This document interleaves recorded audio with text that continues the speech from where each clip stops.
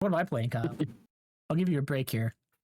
I need to right my wrongs from last week. We talked about not being in love with games, trying to recapture that poll. When in the background, I was already kind of there with something that I wasn't sure was going to fully stick, but now I'm like 3 weeks in on my journey. Let me tell you about Dave, the motherfucking diver, Kyle, which I think you've tried. You played it once, if I remember right. Yeah, I played it when it first got added to PS Plus not years ago, but last year sometime. Yeah, I played about 3, 4, 5 hours, maybe less. I was trying to remember. I was like, I think I saw you streaming like back when we started this, but whatever. What a game. I did not realize this came out originally in 2023, 2024 on PlayStation. And now in 2025, as always, I'm getting to it late, as I usually do with games that I fall in love with. Looking at you, Dredge, which also ties in later. But God, what a game. Dave the Diver is so many, excels at so many things that I feel like I need or look for with games I'm playing, whether it be consistent checklists of activities, whether it be consistent upgrade paths and visually seeing what I need to be working towards, something we hit huge on and grounded as we play. A masterclass at humor and just literally throwing any dart at the wall to see what sticks, and even if it doesn't quite hit, we're going to add it into the game anyways. And just, it's got like the Yakuza minigame syndrome in it, where every time you boot it up and it's like, hey, new content's added, and it just calls it new content, and it's some new minigame where you're doing a rhythm dance game at a K-pop concert, or this one you're doing a Flappy Bird thing, or this one you have a little Tamagotchi fish thing on your phone that you got to check it on daily and feed and pet and grow into different things. And oh, what's that? You don't like the one sushi bar you're working at? We're going to add a second branch you can open to micromanage and hire staff and bring in shipments of fish and ingredients, and it just so many different things at once that have hooked me. At space though, Dave the Diver, you are Dave. You are in a magical watering hole, essentially a blue hole or something, where every fish in the ocean, no matter what ocean it's a part of, all appear in this one spot. So you hang out with some friends, open up a sushi bar. There's limits, optionless limits, you know? You want some fish from the Atlantic, Pacific, whatever, they're all there. Procedurally generated map. Every time you dive down, it is kind of the Persona day cycle where you have 2 daytime sections, a morning and an afternoon, where you can dive down, hunt for fish, take photographs for people, upgrade weapons, go on a main quest to find mermaid-like sea people and help out with their worries, or go fight Godzilla, hang out with Godzilla, play as Godzilla. He's there. Why? Who knows? Run a farm with ingredients. You have a fish breeding farm you can manage, and literally almost too much. And when I was starting, I'm like, damn, there is too much variety, too much stuff that's being thrown at me. But as you grow and get better and upgrade, and oh, I have enough to pay someone to work at my farm now, so I don't need to check it every day. And oh, I have enough for someone to manage my side business, so I don't have to worry about it anymore. It takes kind of the overwhelming odds it's throwing at you and condenses it down so where you can focus and be, cool, I just want to do side quests. Cool, this time there is a shrimp party happening on the island, so I'm going to spend my all day just going hunting for shrimp to get the most income back in the evening when we open up the sushi bar at night. The way it narrows down your choice for you naturally while making every part of the experience feel like you're growing and upgrading and consistently making progress is so addicting for me. And every night I'm on, and even if I just do a day, I'm doing a day cycle. Cool, tonight I'm gonna get on. I know this event's happening in 2 days. I need to go do this thing for the fish people, or I need to go capture this special fish Pokemon thing for this lady to put in a magazine. Like, it's just a constant steamroll of do this, do this, do this, do this. But if you miss it, it'll be there next week in game. You're not locked out of anything. So it's go at your own pace, focus on what you want to focus on, and just like that consistent serotonin hint that I think I needed. And I'm nearing the end, which sucks. But I could see it. I could see it coming. Yeah. That's awesome. I'm glad it's sitting. As you're describing that, I think you should pick, and especially now that you're near the end, look at discounting on Switch. I think it's on other stuff too.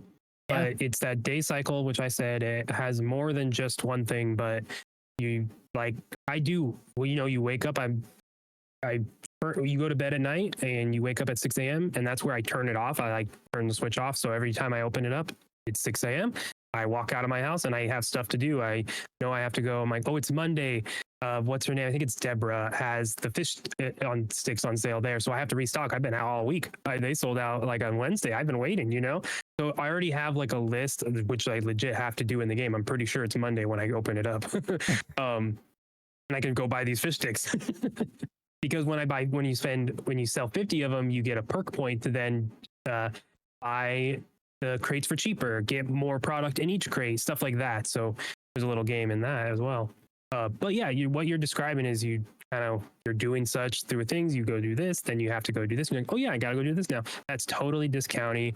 There is a humor to it. I think it is more serious though.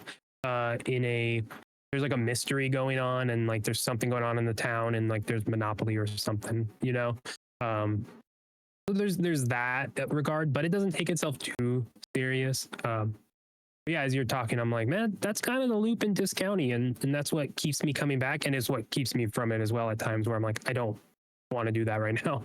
Like, hey, I have too much to do. I don't want to open the game and do stuff. Like, I already have task list. It's that's why I said last week, like it's something I need to look into, because especially with this now, I'm like, maybe it is just how games are. We want to be this open world adventure, limitless opportunities to do whatever you want. I'm like, to me, that's daunting now. Like that sounds like hundreds of hours I need to put into it for my experience to mean something again. Whereas this, some people you say, oh, it's these checklists and do this, fuck these, upgrade this. But like for me, it's kind of a thing to put me on course and stay focused on the thing instead of, oh, I'm going to turn my game on, start watching TikToks or do this other thing. Like it's handholdy, but not in a way to push you through the game. It's handholdy in a way to keep your attention and consistently introducing new things and new things to learn, and it's just brilliant at what it does and how it does it. Like I'm more shocked every time I play than anything. And it goes to, I got my first day of the Dredge DLC, which again, love Dredge, can't wait. And just the way they handle that IP, you would think it goes back to the Balatro I mentioned the last time, where it's literally just Dredge is put in the game, where this side-scrolling 2D art gets turned to at night, where a top-down, you're controlling your ship like you do in Dredge.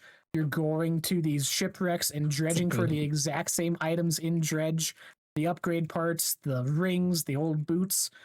And then you go to a diving spot and it goes to the normal Dave gameplay, collecting fish from Dredge to take back to your sushi place to feed the cult members from Dredge who are now coming in on certain nights for these aberrated fish and Cthulhu worshippers. And like, it's such a great blend at respecting its own thing, but also, hey, here's this other cool game we appreciate and want to work with. And they did it with Balatro, and there's some artist, her name is like MXT Moon or something, who's like a pop star who was in the game, and she'll come to your bar every couple nights and we can have like a mini concert while you're serving to make people happy.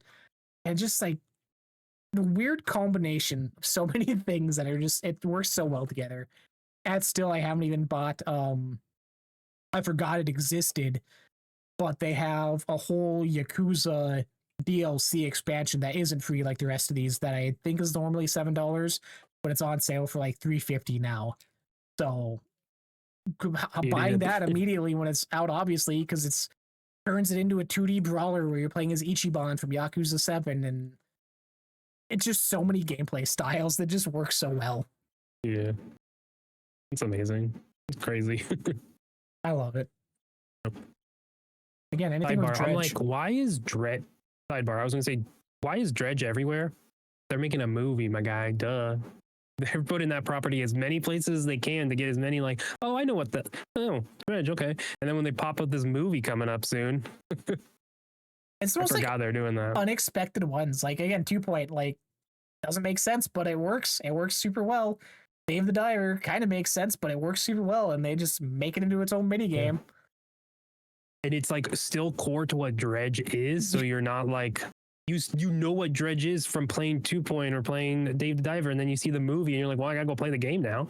Yeah. Crazy. No, it's literally when you're doing the dredging for stuff, it brings up the exact same mini game where you're jumping the arrow between two different circles to dodge and wait for it to get pulled up. It feels like they just ripped input into the game. I gotta play Dredge. I see it on Game Pass, and I'm like, man, I gotta download that and give it a try. You talked about it enough, and it's everywhere, so it's working. Yeah, me. It follows that same thing of, hey, this is your daily thing. Are you gonna work to pay this off? Are you gonna work to get this thing for the strange merchant in the lighthouse? Are you gonna just focus on exploring? It's that same loop that hits for us now, I guess.